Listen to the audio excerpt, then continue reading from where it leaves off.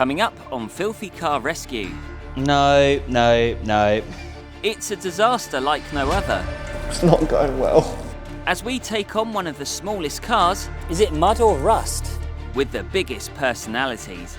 Oh my God! Oh! Can we save this diseased Daihatsu? You're going to be really ill. Or has the Copen broken our spirits?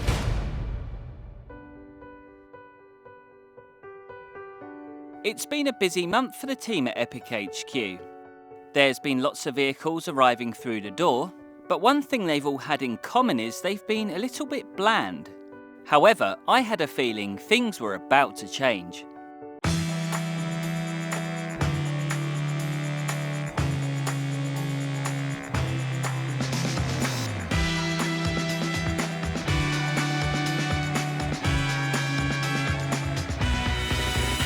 All right, Dave, do you want to clear my car? Hi, I'm Money Pit Matt, and this is my Daihatsu Copen. Me and this car go way back. Last year, the guys from All the Gear drove it to Madrid for a video, and I had a few days off, so I offered to drive it back. Oh, Matt, you probably should have left that one back in Spain. Anyway, speaking of places with a nice climate, we were blessed with some gorgeous weather for once. But would that sunshine present a bigger challenge? This one's quite deceptive because although it is a small car and you might think, yes, it's very easy on the outside, part of that is true, but the difficult challenge comes when we get inside the car. So the way that we're going to look at this is because we're relatively tall, we can't really maneuver ourselves inside the car. And to make matters worse, he's actually got a convertible roof, which is completely broken. So we can't even get the roof down to work on it in the way that we'd like to. But hey, it swings and roundabouts. We're going to save time on the exterior, but then we're going to lose a bit of time on the interior. I was hopeful we could improve the Copen, but there were some issues. With these cars, the early 2000 Japanese imports, they have a really soft clear coat, which means they're prone to UV damage. And what happens with UV damage? The paint peels. Yeah, peeling. Yeah. It was time to get set up ready for the big transformation, which meant getting gloved up, chemicals topped up and buckets out. However, after an exhausting 2 minutes of setting up, my health and safety challenge cousin wanted to stop early for lunch. Who in their right mind would leave wheel cleaner next to their sandwiches for lunch? Like, what's wrong with that? These are hazardous. Look, citrus pre-wash next to the citrus drink. Like, mate, you've got to be careful with this stuff. Just in future, don't put your food next to the chemicals. Like, don't do that. You're going to be really ill. The first task of the day was to work on the wheels, and they had the usual brake dust inside the barrels, but it was nothing the wheel cleaner couldn't handle. I love these tyre cleaners, and I would say they're very important this time of the year, especially when you've got the direct sunlight, because they don't dry out as quickly as a typical spray. This is a gel-based formula. Very thick, which means it takes longer to dry out, so you can get the maximum performance. Gosh, the egg is real. It stinks. We got a bucket in the garden, so every time I've used fallout remover or any chemicals like this, well, I just leave it in there soaking overnight. You can't put it in the washing machine, the egg or it's bucket. going to make everything else stink, and mate, it's not nice. That's awful. I left Matt in charge of finishing off the wheels, and you can tell by the expression on his face that he was clearly happy about being put in such a position. Why are we doing the wheels first? Okay, think about this, right? Direct sunlight, it's very warm today. We've got to focus on the dirtiest parts of the car first, because if we worked on the bodywork first, let's say we snow foam, pre-wash, got it all cleaned, and then we worked on the wheels, what do you reckon is going to happen to that car? It's going to end up soaking the car again, is it? Yeah, so we're going to ruin all our hard work because we're going to be splashing all the dirt over the vehicle. But then we're going to have to contend with water spotting as well. So that's going to be another issue. That's why we focus on the wheels first. That makes sense. Thankfully, the wheels didn't take too long, and we were able to crack on with the bodywork. But before we did that, my wife dropped off something which was about to change my life for the better. I'm so happy. Air fryer. Have you got an air fryer now? No.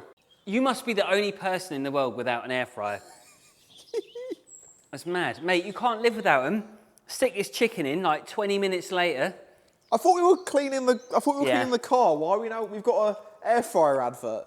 Can you clean? Can you detail I would do it a for us? review on KFC if they paid me. I think pretty much anybody would do a review on KFC. This flaming hot chicken. It's good stuff though, none of your fake Lidl Spicy? rubbish. Yeah. I don't do spice, Dave. I don't do spice. I said it was flaming hot chicken. Well, you won't like the You only piri said it sauce. after I put it in my mouth. It's flaming hot chicken. Sorry about that. Speaking of flaming hot, the sun was out, which meant there was no time to waste. Look at the state of that. It's filthy. Do you reckon you can clean that up all right? Yeah. Is it mud or rust? We're going to find out.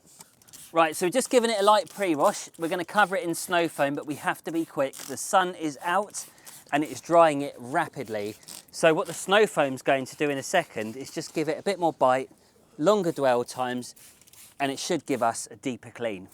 Snow foam helps loosen the dirt and grime before we touch the paint, reducing the risk of scratches and swell marks. But if you think it looks good now, wait till you see what it looks like at the end of the video. I gave it a few minutes to dwell, and what it revealed underneath was a fresh, vibrant yellow, which put a huge smile on my face. Mind you, Matt wasn't smiling because he had something else on his face. There's a spider on your face. No, there isn't. No, there isn't. There is. Oh my There God! is. Ugh. Why would you wait to turn the camera on to tell me that? Did you not feel like No. something crawling up your face? That's why I said No. let me get the camera to record it. How many more are there? With all that excitement and the spicy chicken, we had completely forgotten to clean the door shuts before snow foaming the Copen. So we put an almighty shift in to get the wash complete as quickly as possible.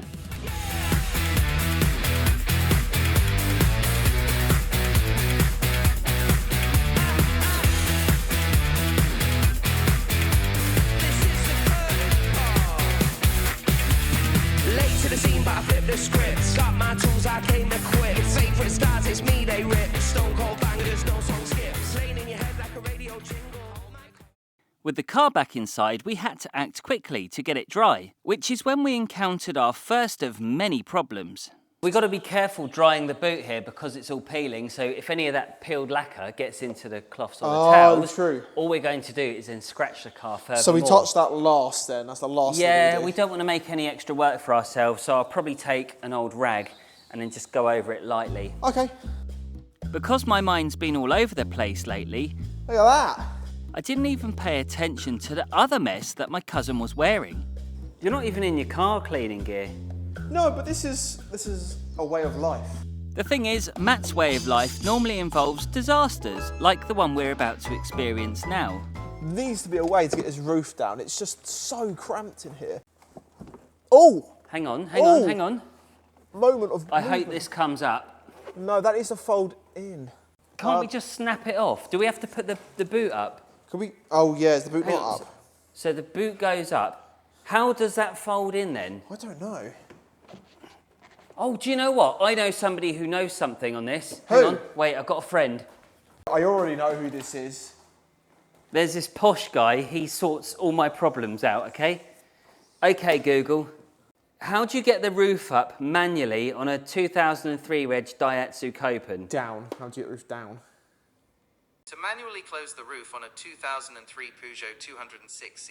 A Peugeot? It's not a Peugeot. Diet Coke. Try again. This is a heavy two-person job to avoid bending the frame. Would you like me to find the specific location of the hydraulic release valve in the trunk? Yes, yes, I do. He's good. What's the trunk?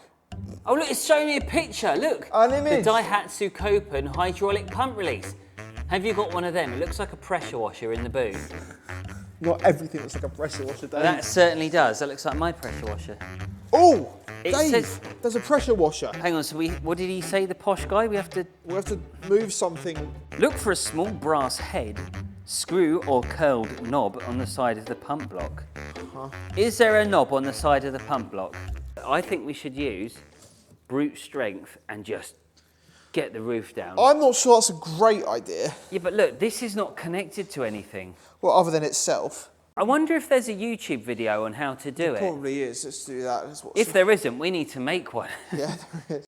This car's braking, so I'm being a bit rough. You just be gentle with yours. Once you've undone them, you can just remove it from this support bar and... That's too difficult. What else is there? Huh? No way. I've got it. This shouldn't go up this way. This needs to come up that way. What? This bonnet, this boot needs to go like that. So why have we got blue clips here? Because if we pull the blue clips, am I right? I don't know. What if we put this down a minute, a little bit? Oh, well, I pull it from the inside, shut it completely. No. Yeah, and I'll pull those tabs from the inside, like completely. How would you do that? Completely shut it, just shut it. See, we're good at cars. Are you right in there? No. Dave. Are you stuck? How did you do this? I saw a video. Yeah, I know you said that. The boot opens back. Yep. After concluding we know nothing about convertibles, I decided to put Matt in charge of throwing out the rubbish. But unfortunately, the hoarder had other plans. That's a bit of car. What bit, I'm not sure of. We'll keep that. Oh, this is blueprint part. A Fugatti. Look, you're not keeping this. Why are you keeping this? Whilst clearing bits out, Matt had a sudden epiphany. Does that work now if I put that in there? I'm just going to try something. Why doesn't anything work on this car? I've got to fix this. Now this has stopped working. How everything has broken. Right, go on then. Lift it up. That would be the blue thing that I pressed. How have we now broken? I don't know. Well, that gets us out of doing the boot, doesn't Well, yeah, we don't have to do the boot now, do we? We don't have to do that. We don't have to worry about the boot. Oh, blooming heck. Oh, it was going so well until it wasn't. We've broken the windows. The windows have stopped working now. The boot no longer opens, so we can't even get in there to clean it. That would be the blue thing that I pressed. And we've taken half the clear lacquer off the car. So yeah, it's just catastrophic. Dave, can you stop trying to fix it? It's broken. Matt seemed pretty stressed for some reason, so I put him in charge of hoovering, which was handy because that happened to be one of my least favourite activities. Whilst he was keeping himself busy, I opened up Autoglim's interior shampoo and got to work on the door cards. So have a look at this, Matt. I've just quickly gone over it with the interior shampoo and a scrub pad. The filth on that. But do you know what I love about these scrub pads? They've got some nice dense fibres and you'll see all these little ingrained bits of dirt, which over time, these little fibres are going to get in and they're stiff enough to pull all the gunk out. So I'll try and give you a quick before and after. Here we go. So you'll see, look at that, the difference between that and that. It's night and day. The door cards scrubbed up beautifully thanks to the interior shampoo. I'm just using a bit of leather cleaner on these seats. I don't want to use anything else too aggressive, but look at them, there's rips and scratches and scuffs. That's something I need to really look into, doing leather repairs. Can't be that difficult, can it? Absolutely good. 100%. It smells lovely. Smells fantastic, doesn't it? I like this smell. Some people don't like it, but I love it. Matt was doing a fantastic job with those rubber mats, but there was still a huge mountain to climb, which started off with cloudy headlights. I'm just getting off some of the dead UV coating because, well, I'm surprised these headlights aren't worse than what they are, bearing in mind the paintwork was very UV damaged. I know some people think car cleaning is just a sponge and a hose, but what you see here is a tiny fraction of what really goes on. And our to-do list felt like it was never ending. We still had to decontaminate the bodywork, give the car a full machine polish, carry on with the interior and still attempt to fix that dreaded boot.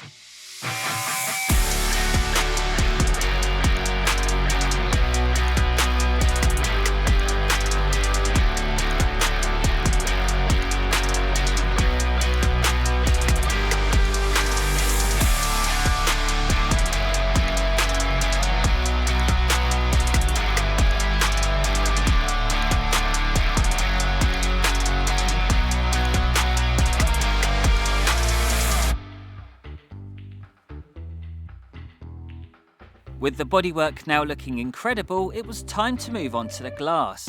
And honestly, this was some of the filthiest interior glass I've ever seen.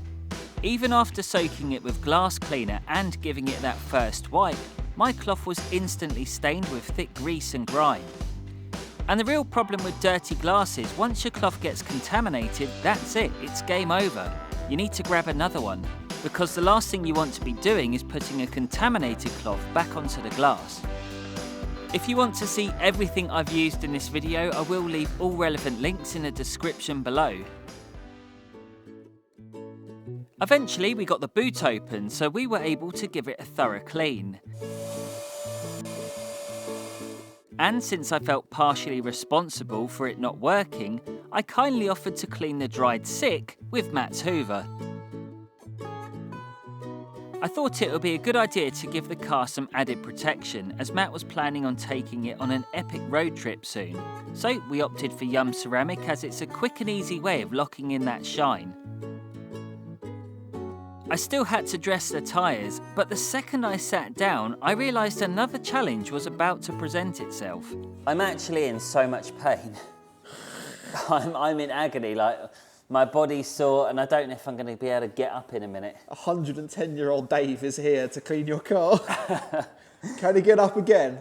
Well, you're not going to believe this, but the other day I was exercising, so... What? Yeah, I've got to get back into it. I know I'm going to get healthy. Like, forget the fact I had chicken and cake earlier, but... That was good.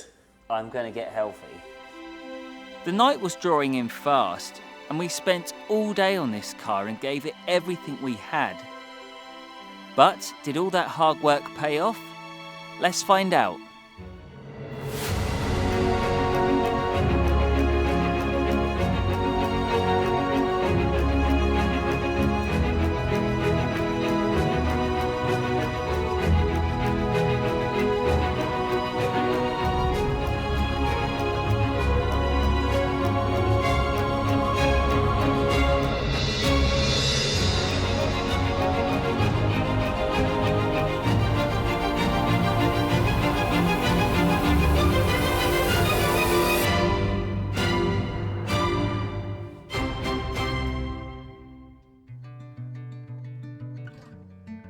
I'm really exhausted, but I think we've done a fairly decent job of this Daihatsu Copen. It wasn't really as difficult as I thought it was going to be. I think having nice weather definitely helped. The boot section wasn't much fun, and we did manage to fix it in the end. You just be gentle with yours.